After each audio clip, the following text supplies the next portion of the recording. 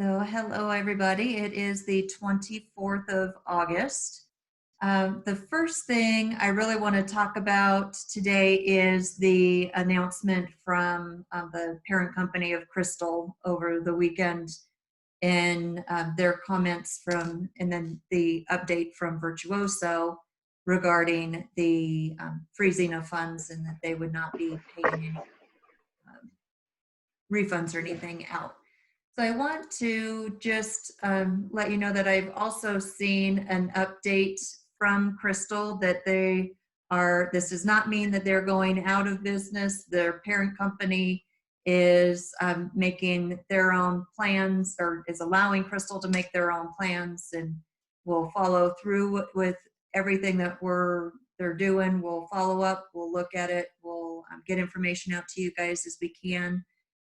Crystal is saying they're still standing by their obligations. They're still processing refunds. And what we're looking at so far this morning is pulling information on what outstanding bookings we have, so that I've notified, I think most of you have got a couple of emails still to send, but most of you have notified that you have bookings on record, and just to follow up with you to see what the status of those are.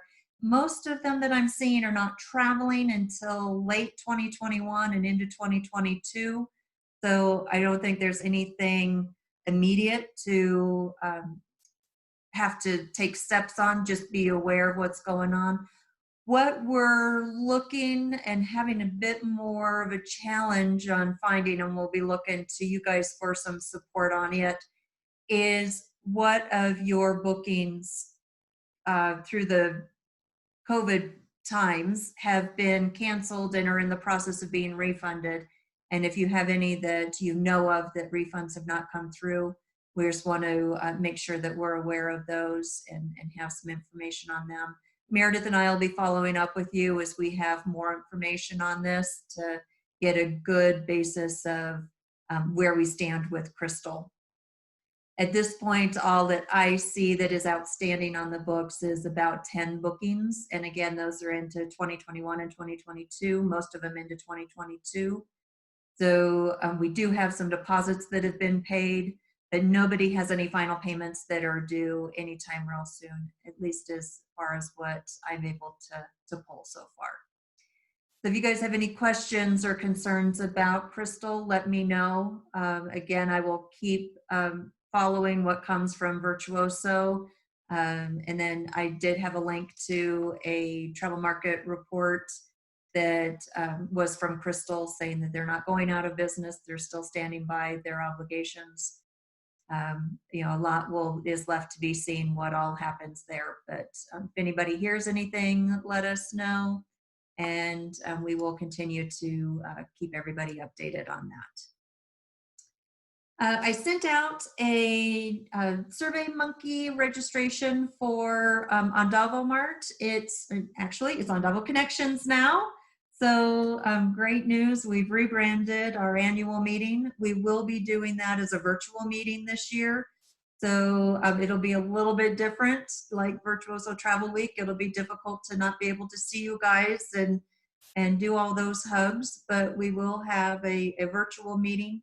We're still getting our calendar together, the agenda together, but what I would anticipate we will have is some vendor sponsors, some vendor kind of globe trotting. We'll split it up a little bit differently this year, so it won't be one-on-one. It'll be a bit more groups going through and having presentations.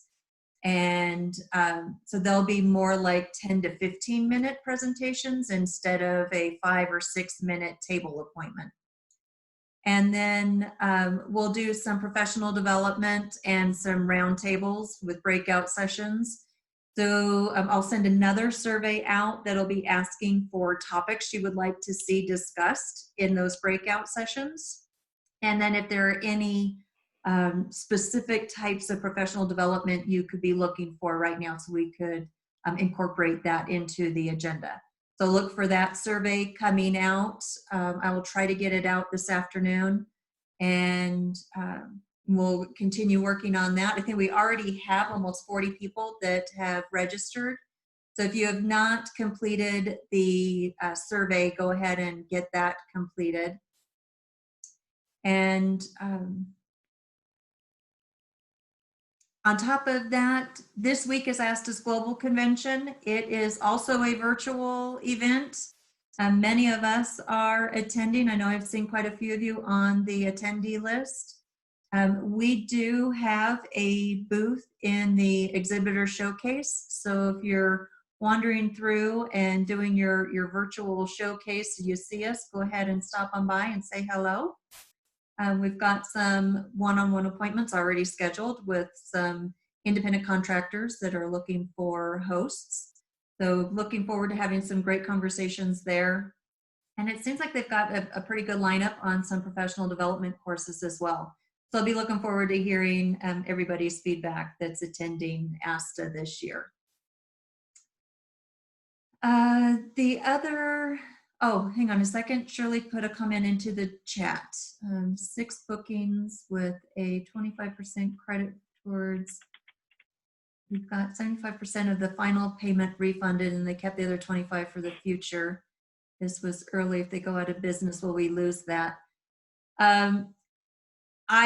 Surely my main thought would be yes, that they could, there's the potential that they would lose that. This is where we need to really be watching what is happening in the industry. I'm glad that they were able to get at least 75% of their refund done. And right now, I think it's a little early to be thinking that they're going out of business. I think there's still a lot of restructuring that can be done with companies before they would go business. So, but I think we're definitely at the beginning of seeing what is going to be happening with some of these cruise lines.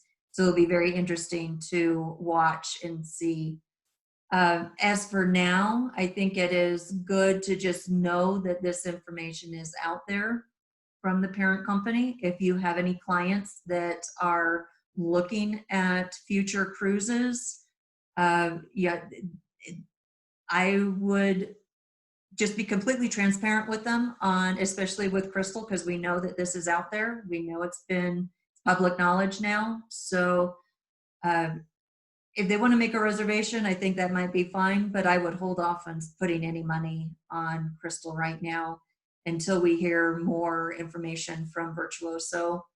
I know Matthew said that they would be having conversations with Crystal's owners and management team to determine what the next path is. But Virtuoso will definitely stay on top of that. They have their financial standards of companies to remain in the Virtuoso network. So they will have earlier insight as to financial viability than most of us will. So we will take their lead on a lot of those. The next thing I want to talk to you all about is really just business best practices and steps that Andavo is taking as we move forward. And this isn't necessarily related to COVID. This really is more coming from last year's California AB5 and the distinction between independent contractors and employees. Many of you operate already with a registered business name, a DBA, and you have an EIN number. But we do have a pretty big population of independent contractors who have never taken that step and have just operated under your Social Security number. I do want to let you know that through the end of the year, we'll be working with you to convert into having a business name DBA, whether you're registered as a sole proprietor, an LLC, an S Corp, whichever is the right business model for you, is not necessarily anything that we're concerned about, but just that you are set up as a business with that EIN and that we are making payments on commissions to a business entity and not to a person. And this is both sides, it's protections on both sides.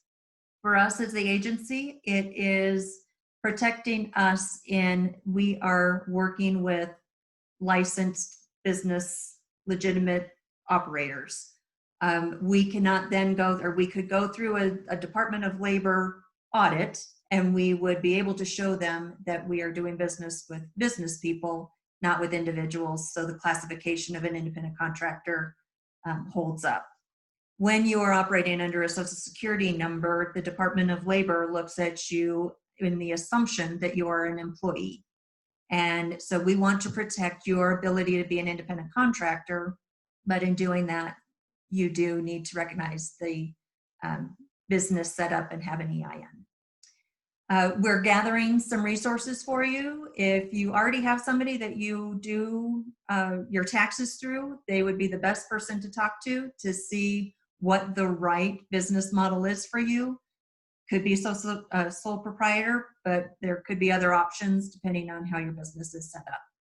So recommend you have a conversation with them. If you need some recommendations or need some resources for someone to talk to about taxes or business setups, let me know, because we will have some resources between Mike and Josh. They've got quite a few resources, and our accounting department. So that will be, we'll need to have that all set up going into 2021. So as long as we've got that through the end of the year, then starting into 2021, we'll all be set. Oh, and I just see Daisy's put a comment in the chat box that same for her. Crystal's holding on to clients' deposits.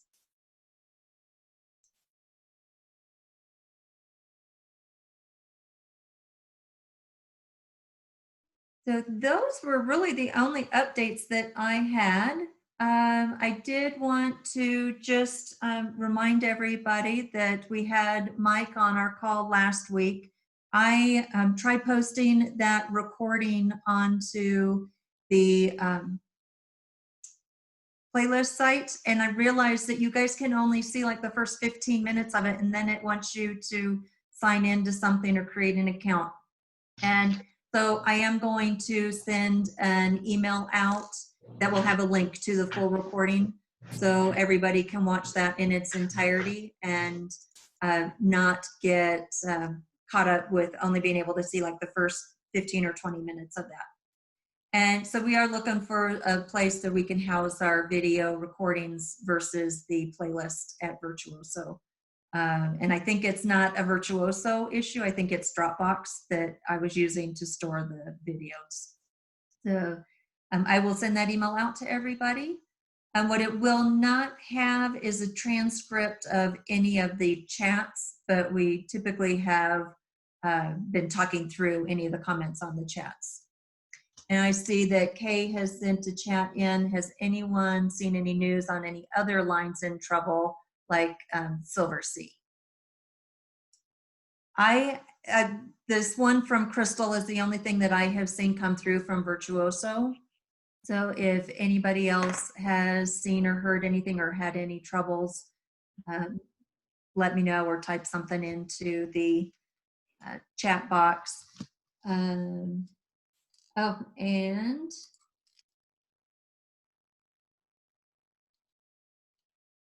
a question about the business license and will we need a copy of the business license? That is another part of this. I will need to keep a record of everybody's business licenses. And so if you have not, and you probably have not before sent me a copy of that, so I will follow up with an email as well that I do need a copy of the business license. And then I will, that would be for everybody. And then I will follow up with the information on getting the EIN.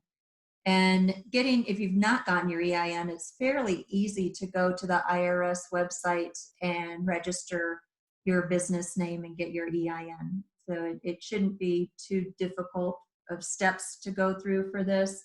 The more difficult part is determining if your county requires you to have a business license or not. But I think that is still a fairly easy process to go through. Some of you in California, I know, have recently gone through and done this because of the AB5. So if any of you have had any experiences that you want to share, that would be helpful as well. And yeah, Mary, there are some counties that do not require the business license. So in that case, it is kind of, it's one of those weird things. It's every county and state is different. So I wouldn't be surprised if coming soon, Mary, your county does require it.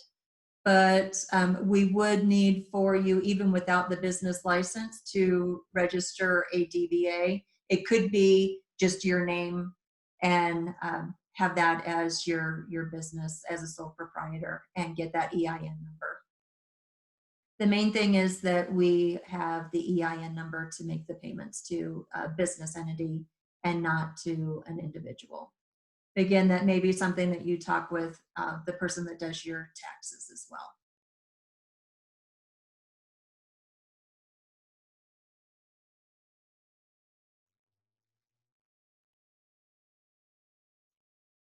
And we haven't had a whole lot of talk about the AB5, but, and I don't know how much you guys have followed this. It started in California, but there's a lot of other states that are looking at something very similar and making sure that people are not wrongly classified as an independent contractor when they truly are an employee. Most states are going to side on an individual working as an employee, and they tend to not understand that people want to be entrepreneurs and self-employed, and they for whatever reason believe that a person should be an employee and should have the benefits of being an employee. So we want to make sure that you guys are protected as independent contractors, as individual small business owners, and can maintain having that. Any information I get or hear from ASTA, I don't see anything really pertaining to this on the ASTA agenda or any of the sessions that they have, but any information that I get next week as an update on this situation, I'll pass that through to all of you as well.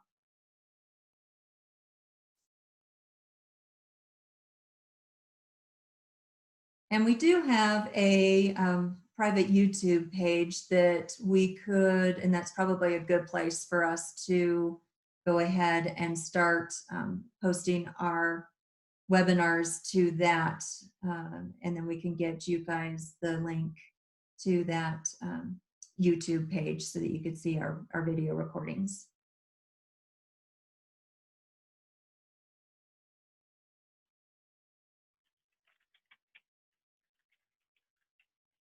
I don't see anything else coming in the chat right now, but if anybody has anything that they have, you had any travels that you've been on, any experiences that you've had that you want to share with the group?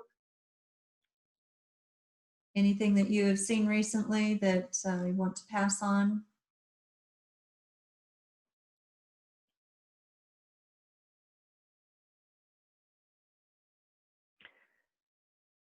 Kirsten, can I talk about an offer we had from Miraval?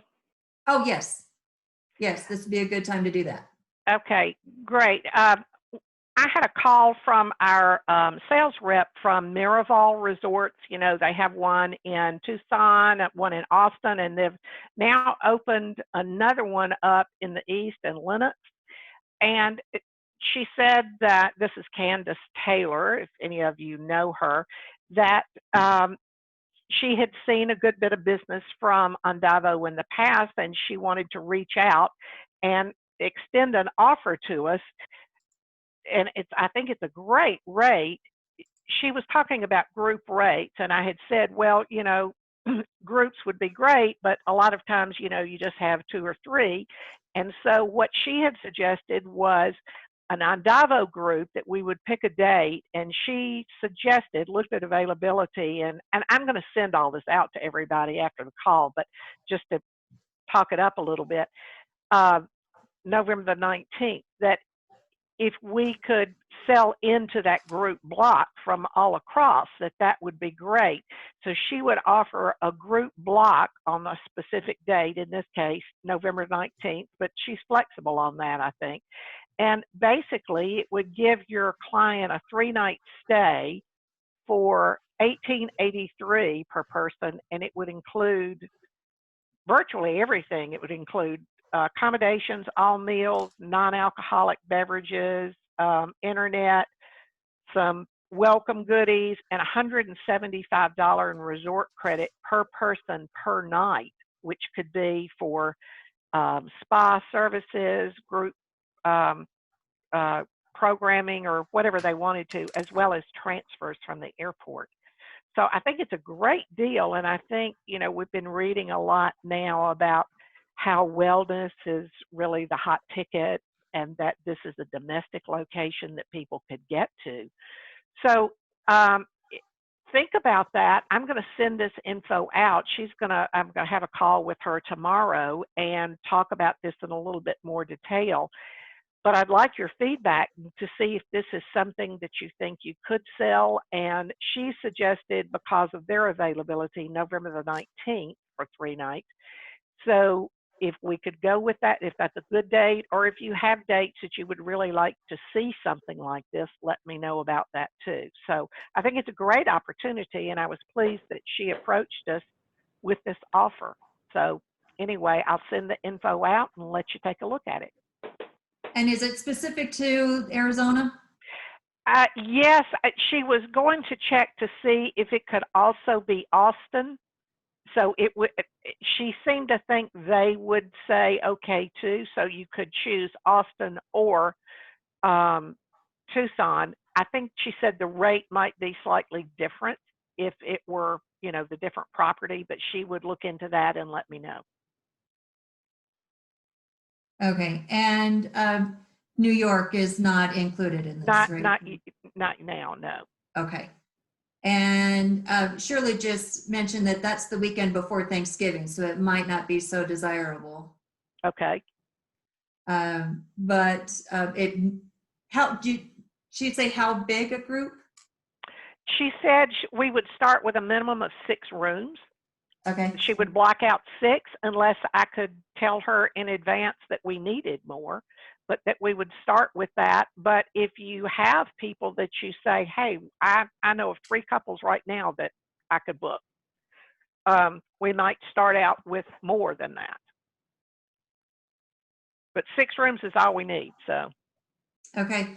Well, let's go ahead and get this emailed out to everyone and see what kind of feedback we get. And then Rosie is asking what the room type is. I'm assuming it would be, well, let's see, it's their Dream Catcher King or 2 doubles. And the 1883 is per person. That's Per based person. on double occupancy? Based on double occupancy. Okay. Hey, yeah, I think this is a great idea. They offered a single rate too, which was $22.96, which is great for a single rate as well. Great. Yeah, so go ahead and get this emailed out, Meredith. I think it will be great, and it probably will give people some more of the details that they'd be looking for, and like what's all is included. And I think the 175 a night in resort credits per night is per person per night. That's pretty nice. Yeah, it's a terrific rate. Yeah. So yeah, great. I think that, I would think 6 rooms out of all of us, we should be able to fill that. Yeah. All right, Perfect. I'll send it out. And then Donna just asked if this is commissionable. Oh, yeah, absolutely. She wouldn't have offered if it were not. So yeah, I'm assuming it's 10% commission. If you just normally book Miraval, it's 10%. So I'm assuming it would be 10. Okay, great. Wonderful. I think that sounds like a great thing. And if there's other opportunities that any of you want to look at in putting a group together, if there's any opportunities like this, let us know, and we can always look to see. I mean, if you've got 4 rooms and somebody else might have another 4 rooms, and we could do something like this with some other vendors as well.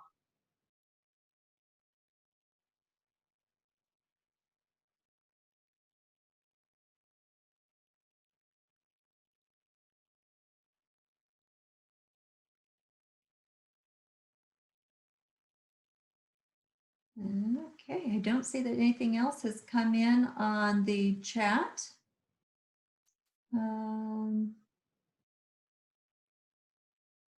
And we've got a question from Mary. If the group increases, will Miraval offer more benefits?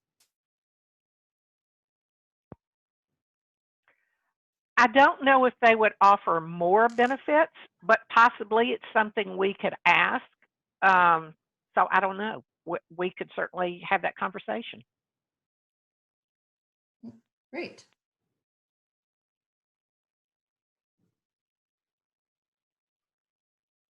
All right. And Meredith, did you have anything else to update anybody on?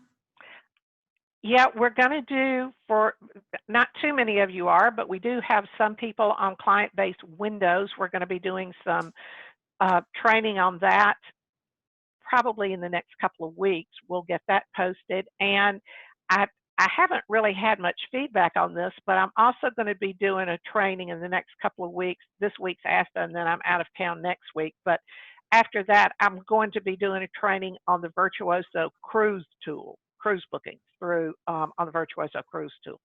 So keep your eyes peeled for that. So we'll be doing some training. It's a really good product, and thought now might be a good time to review that. Okay, great. And I'd give everybody an update on where we are in the art consolidation project. We are still working through this, notifying vendors and working through what their process is. Last week, I talked with quite a few different cruise and tour operators. Many of them are still just identifying what the full process is. Some of them it's very simple. They're just on the back end. They're just moving everything over. But some are a little bit more difficult in doing, and will take some balancing of juggling back and forth between your old login and your new login. So we will continue to update you on those. As we get through them, right now it is nothing really has fully converted over other than the GDS systems. So as you're booking tours or cruise, it would be good to start booking those under the Colorado ARC, and then talk with us about whether it is where it is on the list to get converted. But some of them are, it seems like a long drawn out process to get some of these done and booking sites updated. So we will continue to keep you updated on that and where we are. I don't know that we have any definite answers from anyone other than I did get from, I'm trying to think of which one it was. Oh, for some reason, sandals was like a super easy one. So, and not one that we really even do all that many bookings with, but theirs was going to be a very easy process. So we are continuing to work through those, and we'll keep you posted as we get more and more of those converted over. Check the chat box again. I don't see that anything else has come through. So again, fill out your RSVP for Andavo Connections if you have not already done that. In there, it is asking for your shipping or mailing address. We do have something that we will be mailing out to everybody. So we do need to know a physical address to your home that we can mail something to. It potentially will be like a FedEx, so it cannot be a PO box. So please make sure to put in your shipping address so that we can make sure those get directly to you.